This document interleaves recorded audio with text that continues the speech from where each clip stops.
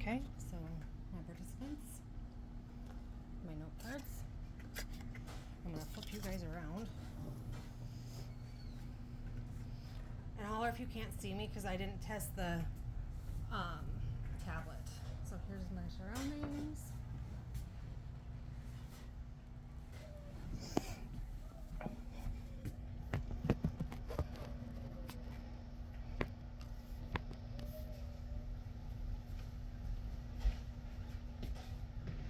Okay, can you see me there? We cannot. You cannot. It's just your background. Okay. I think you guys put the front filter off.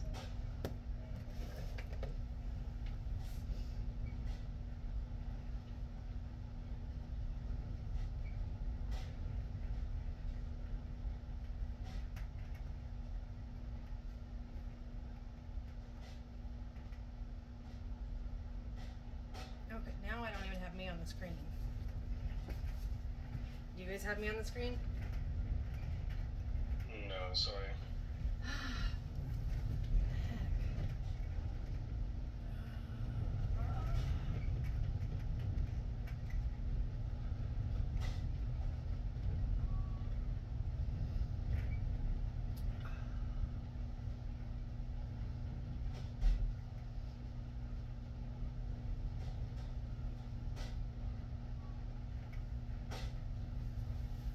Okay.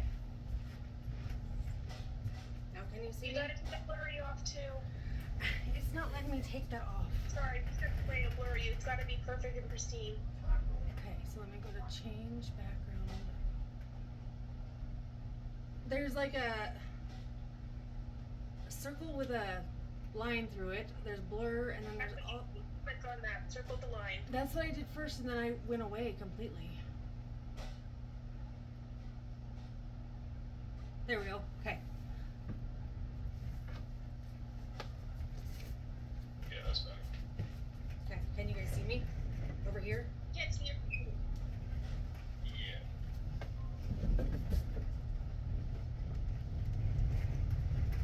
I have my phone where I can see my whole everything. Okay. Okay. You're good then. Okay. Yeah, we can see you. Perfect. Okay, my name is Megan Boonzire and I'm going to do a speech today about cultural artifacts. The cultural artifact that I chose to speak about is in regards to a braai. We equate that to an American barbecue in a way, but we don't. So, Nou Gaan Ons Braai, that's a comedy video that's done by Barry Hilton in 2011. And it's funny to watch because it relates the best I can describe a braai. In that video, he says that you're going to be invited over, but you want to say no because you know you're not going to eat until after 14 bottles of brandy have been consumed. Then he goes on halfway through the video where he's looking to see if the dogs have left scraps to eat because his bum is so busy eating his liver, he is so hungry. And then at the end of the video, the braai master is what we call them, maybe equivalent to our grill master, is telling his wife, hey Fro, get the scapi out of the freezer, which means getting the lamb out of the freezer. You don't eat until 1 or 2 o'clock in the morning. So with that, I've been married to my husband for 11 years, and he is from South Africa. And our story is a little bit unique. We'd only physically been around each other in 3 years, twice, before I jumped on a plane and eloped and got married. So I'd not really been exposed to the food or the culture. So when we landed in North Dakota, my son and I, we went to stay with his best friend who's from South Africa. And we got married on a Monday. Well, the Saturday prior, we had other South Africans join us, and we had a braai. An American barbecue, you show up 6, 7 o'clock in the evening. You have hamburgers and hot dogs, whatever everyone else brings. You visit, and you normally go home by bedtime. Well, South African braais are a little bit different. So they're normally very impromptu. My sister-in-law would have Wednesday night braai every night in South Africa, every week in South Africa. Here, it's an hour, 30 minutes before, and we throw it together. And you plan 5 people, and normally 30 show up. So then they arrive. They're very jovial. A lot of visiting, music, drinking, and they forget that they're even grilling anything. There's also a bring and braai where people bring their own meat. We provide the fire. So you don't normally eat till 1 or 2 in the morning. So we've exposed a lot of our friends to that, and it's been very interesting. It is definitely a way of life. It's a huge part of their culture. And so it's had a big impact on the past, present, and future of my life. So we're going to start with telling you how it was in the past. I briefly mentioned it earlier. So the weekend before our wedding, we had a braai, and I had never been to one. So a bunch of South Africans showed up, and I didn't know you're not going to eat, and I've got a 3-year-old at the time. And so it was definitely a big experience, and I was exposed to foods that I'd never had, obviously. So meat is the big part of a braai. And I had never had lamb before. I didn't know what a boerewors was. Boerewors is a homemade farmer's sausage that they use like coriander and different things for. And then we had lamb chops, and we also had braaibroekies. Braaibroekies is a sandwich. It's similar to our grilled cheese, but it's backwards. So the butter goes on the inside, and then it's tomato, onion, cheese, and spices, and you grill it. So when we make that, we use aromat. It's one of the South African things you will always see in every South African home. With the meat, you walk into a South African home, we will always have a braai salt. It's always in an orange container. These are called braai tongs, and we use them obviously for the grill. And then this is the other famous thing, is a braaibak. So this is what your meat goes in. Every home for a South African will have this specific one. It was shipped from South Africa. We have numerous other things, but those are what we primarily use. So that was my past experience with that.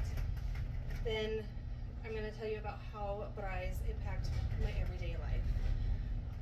My husband owns a trucking company, and so he has a lot of employees. And most of the employees are South African drivers. And it's nothing for me to come home from work, and he's got all of our drivers here. And guess what? You're having a braai. So you better be prepared. Very impromptu. And it could be a school night. And our kids do, like, we expose them to the culture because it's important for us, for his culture to not live and die with it. So even if it's a school night, our kids are up till after midnight because that's the culture. You don't eat unless you have that.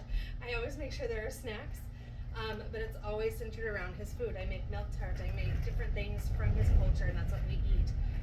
You do eat curries and stuff, but we don't do that a whole lot on a braai. That would be called a potjie. So it's made in a cauldron almost, on a fire. So that's similar, but not. The kids have learned to make boerewors. It's an all-day weekend event for us. We have friends that come over, and we do that as well. A lot of American friends actually come over and participate with that. So then the future of braai for my life, like I said, we raise our children in his culture, and part of that is braai, part of it is making the boerewors. We are all bilingual. The kids don't speak the language, but they understand it. But in my viewpoint is my children are probably going to grow up and marry Americans, and I want that culture to go on. So it's very important to me for them to understand it. So, and it brings in a lot of interesting conversations and friendships when people figure out that that's something that we do. So that's just how a braai has impacted our lives. It's not a barbecue to my husband, it is a social event. It is how we live. So, and then, like Barry Hilton says, no one's going braai. We're gonna braai right now. Don't ever say no if you're invited to one. It's a great experience, and I encourage everybody to try it. So, all right, now I'm gonna grab my phone and I'll scan everything.